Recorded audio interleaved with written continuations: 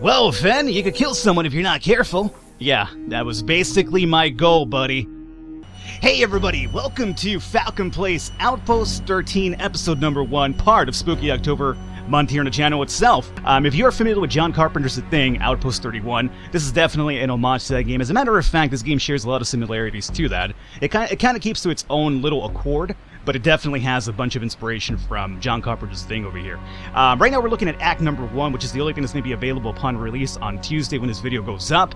There's going to be a Act number 2, which will complete the game itself, and I should note as well that's going to be a free update, so once you buy the game, it's basically whatever update comes along, any sort of expansion, it will basically be added to your library, I'm pretty sure, no extra cost to you, which is pretty cool. You don't have to worry about, oh, I gotta buy a different act just to complete the game, so nothing like that, so that's pretty cool. Anyway, let's get into the game over here really quickly, and we'll go into the introduction. I might do a little bit of a skip forward here because there is going to be some credits here, so we'll probably skip over to the actual first scene over here. Cantina Games presents. Hi, Doc. I think Fen must have gotten into something. He's barely moved from his bed since he got back. Let me take a blood sample and perform some tests. Thanks, Doc. Give me a call when you're done. Okay, Fen, hop onto the platform. So Fen's going to be the character that we're going to be using throughout the game. It's going to be a dog over here, kind of, again, as I mentioned, the whole, I gotta walk into it myself, huh? Alright, let's do it and do that. The whole John Carpenter's The Thing vibe that I told you about. I'm gonna give you something to help you sleep, Fen. By the way, the music, amazing. This is where I have to move forward, right?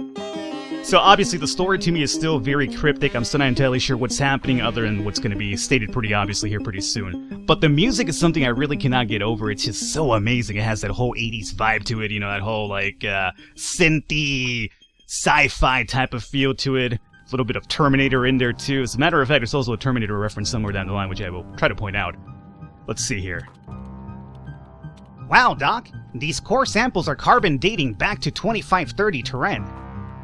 Incredible. I'm going to transmit the data. Transmission interference. Rerouting signal. Delivery estimation, 720 hourly units. Which is actually kind of important now that I realize it. This might actually play into our run later. We'll see. Alright, so I'm back over here, right? Fen! Oh, Fen's no longer there. Fenrir. Time to wake up, Fenrir. We have work to do. Woof, woof! That's me imitating a dog, obviously. Yell all you want, Fenrir. Only you can see me. Easy, Fen. We're gonna keep you for a while and run a few more tests. Easy, boy. Dr. Fly, let's start prepping to transfer him to Cryo for further experiment back at HQ. I have some troubling news, Fenrir. You're never leaving confinement. Prepping transport now, Dr. Emmett. I wonder if those are like, you know, Back to the Future references as well. We have Dr. Emmett Brown, and we have Fly, Marty McFly. Maybe, I imagine it probably would be. You're going to be pulled apart piece by piece for reasons of science, Fenrir. Once we get him moved onto the chip and his stasis, I'll call Sarah and let her know that Fen went into cardiac arrest. Covering something up there, aren't they? And the body was destroyed to prevent viral contamination. You have two choices, Fen, and only an hour to choose. Option A, you allow me to free us. Or Option B, we're pulled apart piece by piece in the name of science. The clock is ticking, Fenrir. And here's where you get to make your first choice over here. Obviously, I'd imagine if we go with Option B, it's instantly game over, so we're gonna go with Option number A over here so we can continue with the story.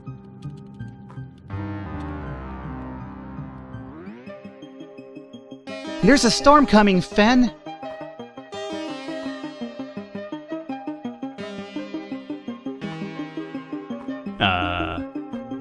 Oh, good God almighty. Mouth open wide. Always forget about that one. Can't get enough of this music, though. Oh, good God almighty. That's a lot of gore, I would probably say. That's Dr. Emmett's head right there, too. That wasn't so bad, was it? We need to hurry and leave before we're caught. Before we go, you should check those remains for an access card. So yeah, I'm basically a dog over here just picking up remains, finding cards and whatnot with my opposable thumb. So we're going to search the remains over here. We have Dr. Emmett Brown, and then we have search remains. Go ahead and do that one. Collecting certain items might help us out in other areas. We're lucky the ventilation system isn't locked. We should use it to get back to our room undetected. Before we go, you should see if we can interact with anything that might help us. See those chemicals, Fenrir? Mix them together to start a chemical fire. Oh, good God, this guy's just crazy. Whatever he might be. I'm calling him a guy, but I'm not sure what he might be. I'm sure he's just kind of like an apparition that only we have access to, obviously, but I'm not sure what his true form is going to be over here. Now the real fun begins, Fenrir. So we got the chemical fire going on. We have the card over here. Let's get on out of here by exiting through the vent. Alright, and that's going to be our introduction right here, and obviously we're going to jump into Act number 1, which we will do it now. I hope. New game, right? Yes. Alrighty. There are time-related events that take place at various times and locations which grants clues, opportunities, and crew member actions, reactions. Work shift begins at 7 hours. During this time, players will be able to access and solve the various play areas throughout the outpost. Downtime begins at 20 hours. This is the transition period between work and sleep. This block of time is strictly a cool-off period in Outpost 13's current build state. Nighttime begins at 22 hours. During this time, players will have the opportunity to spy on sleeping crew members via access to the ventilation system and search the rooms for clues. Time travel and saving the game. To save your game, click on the pet bed in the starting room, B2. When saving, you will automatically time travel to the next time shift. And then quitting game, whatnot. So the time traveling is not like legitimate, like, hey, I'm gonna go like 5 years into the future or into the past, although the whole Marty McFly and Dr. Emmett thing is different. But what it means is that you'll be able to jump forward to the cool-off period and also the nighttime period to do other things. Good morning, Fenrir. I hope you're well rested because we need to move this along. And what's really cool about this is that since the time is constantly going against you, let's explore the outpost and see what trouble we can get into. It kind of keeps you on your feet. Now, remember that they mentioned the transmission going through in 720 hours. I do believe I have hit a little bit, at least myself personally, a little bit of a wall in this game after a bit. So I'm not entirely sure if that's basically tied to the 720 hours thing that I mentioned.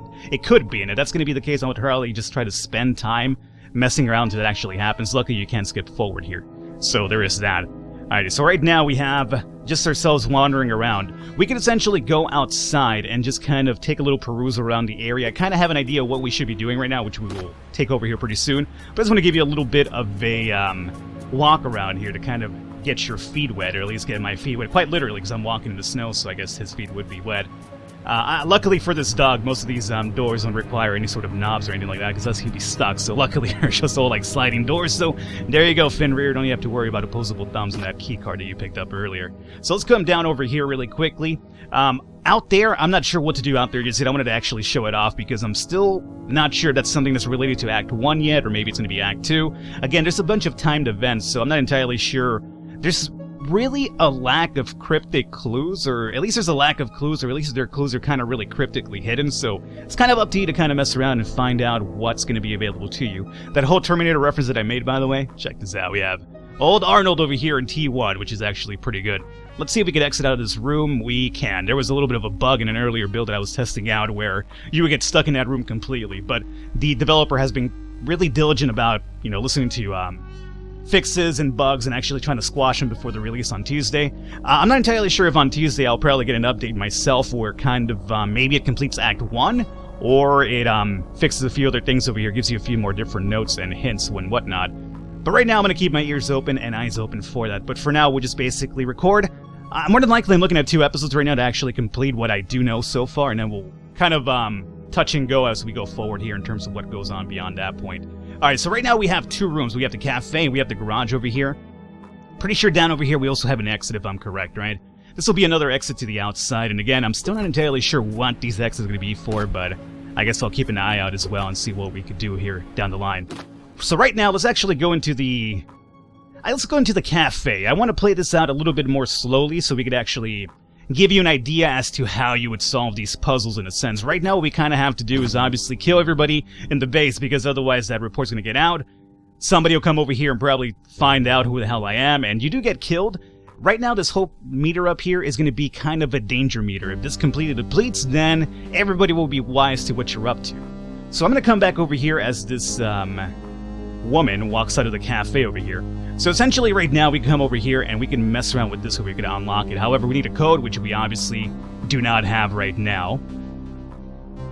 If you're having trouble with the passcode, let's look somewhere for a clue. And also you can hide over here as well, which is kind of really interesting, because if you're back here when you're not supposed to be, like say when the cafeteria lady is here, you're going to be basically scolded and your meter will actually drop. If we come down to this room over here, there's also going to be another guy.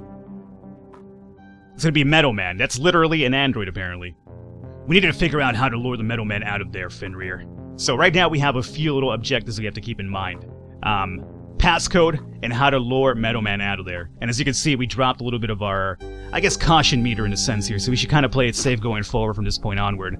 Now over here we'd have the garage. The garage, we essentially, again, our goal is to kill all these people. We have this guy over here working in his vehicle. I could enter the vehicle right now. There's also a dude over there keeping watch, so that's going to be kind of interesting early on, because right now what I could do is honk the horn. It will alert him. I like how the guy working the car or the vehicle doesn't even care about any horn honking. So if I come over here, I could lower this right here and potentially kill that guy. But, well, Fen, you could kill someone if you're not careful. Yeah, that was basically my goal, buddy. Thanks for plotting, or at least thwarting my plot over here. Maybe we should have a look around. Alright, so right now we can't do much over here as well. So again, it's kind of an adventure. You got to figure out how to get through these little puzzles over here. So our objective right now, as we mentioned, is to just kill everybody. So I'm going to come down over to, I do believe medical bay is going to be the first one that we should really be going for. So we'll come over here. Everybody kind of has a little bit of a time system where they have like different things they have to do at different times. We should free that poor deranged creature strapped to that chair. And again, our little apparition here will give us a few hints going down the line. So this doctor's over here working on this guy. There's really not much for us to mess around with over here except for digging into the trash, which we will. So we collected something. We got a little bit of a drop to our danger meter here, but that's okay. We definitely do need this item to continue going forward. So we shall. So right now I think we should probably go back to the garage. Now, obviously with the garage we wanted to get in there and kind of do our thing. However, because Homeboy's kind of keeping an eye out, we can't really necessarily kill this man by crushing him. So I have a better idea. As you can see now, he is actually holding a little coffee here. I could drug his coffee, but I can't just probably walk in there and be like, hey, let me just put this chemical into your drink. So we're going to have to do a little bit of a lure here. So we're going to enter this vehicle. We'll honk our horn. By the way, this goddamn dog honking horns, picking up cards and picking up chemicals. Really, really impressive, I gotta say. I'm going to drug the coffee now, and I'm going to just take a little quick step back over here. None's the wiser. Oh, look at that. Yep, probably shouldn't be drinking coffee with chemicals in it, my friend. And now I am allowed to lower this over here, and oh, what the? Oh my god, I'm dead. Got my hands cut off, and now I'm just a bloody, deadly mess. I don't imagine you would probably die instantly from just losing your hands, but maybe you would. I don't know, maybe he just instantly lost blood really, really quickly and he died. So we're essentially done with the garage. Your goal right now is to complete these rooms to kind of get all these people, you know, dead as a doornail. So we got the garage done over here, which is great. We still have no idea what to do with the cafe. Well, technically I do, but I'm going to play like, oh, I don't know what I'm doing until we actually get the acquired clues for it. So we've done that. We can check our inventory over here. We still have the chemical. I'm going to come into the science lab to get a few more clues. Now, this one's going to be a bit more tricky, if I'm correct. We might have to do a little bit of waiting around here. So we can just kind of inspect what's happening over here. Those chemicals she's mixing are a bit dangerous. So we know she's over here mixing chemicals. That's going to be our hint in a sense, right? And we have this doctor over here. Once he leaves, he's kind of a bit of a time thing where he leaves on occasion to do something else. We could tamper with this module to drag her away. However, there's going to be a bit of a combination involved with this potion, not really potion, but this whole chemical thing she's over here mixing. Potion kind of mixes on like really medieval times and whatnot. However, we don't know the mixture to that, the combination that we're actually looking for. So, I'm going to actually just say, hey, we're going to call it a day here, because we have now killed garage people, medical bay people are still alive, cafe people, we're not really exactly sure what we should be doing to actually drag Metal Man out of there. And what the passcode is as well. So we're going to come back to our room. I'm going to swap over to the cooldown hours into the nighttime and be a total creeper scumbag about the entire thing here, which is obviously needed if you want to figure out some of the puzzles to this game over here. So let's go back to our room. We're going to come over here and save our game. This will actually swap us over to the cooldown time. Alrighty, so we're at 20 hours now. We just jump forward a little bit, and if we go back to sleep one more time, we will swap over to the nighttime, which is basically the only time you can access the vents is nighttime. I'm not sure if Act 2 will switch that up here a little bit, but as of right now, you can only enter this during nighttime. So, in doing so, you can actually swap in through here and start peeking into the rooms and getting a few ideas as to what you should be doing. Let's start off with Metal Man and the cafe lady over here. So we have Metal Man just kind of hanging out. This right here is going to be a hint. Now, you want to move around your cursor over here to kind of get clues. So as you can see over here, we can find out what's happening here. Picture of Ashley and Great Bishop, dated 7014, Saturn's blah blah blah. So, dated 7014 could be really useful. We could see ourselves over here as being a total creeper. By the way, if I was over here like, this guy's some android, so he probably doesn't care, but if I was like over here as a human, just taking a sleep and I woke up and I saw those glowing eyes in the vent, I would probably just defecate myself and die instantly. So we got that under control. Over here we have, apparently Walter White. She's a chemist after all, so this will give you an idea as to, this is the puzzle for the science lab itself. And this right here is going to be really useful to your science lab. As a matter of fact, right here is going to be your answer to that one. You have to follow the blue one if I'm correct here. So that's cool and everything. We can't really interact with anything over here. Great. Let's jump over to scientist. He's going to be the guy on the guy that takes a walk after a while in the lab. Over here, this guy's probably already dead or just taking a walk. Here's going to be another interesting fact. No, no! Keep that little monster away from me! Interesting. Very indeed. So, she's talking about a little monster, and she's the one who is in the medical bay, right? So, there you go. Another hint right here for us. So, that's great. Let's come down over here. These are the first doctors that we killed in the science lab. Then we have Garage Dude, he's dead as a doornail. Over here we have some pixelated boobs, so, you know, kids, avert your eyes, don't look at the pixelated boobs. This is the guy that's apparently strapped down in the medical bay as well. And then these guys over here are MIA. Okay, great.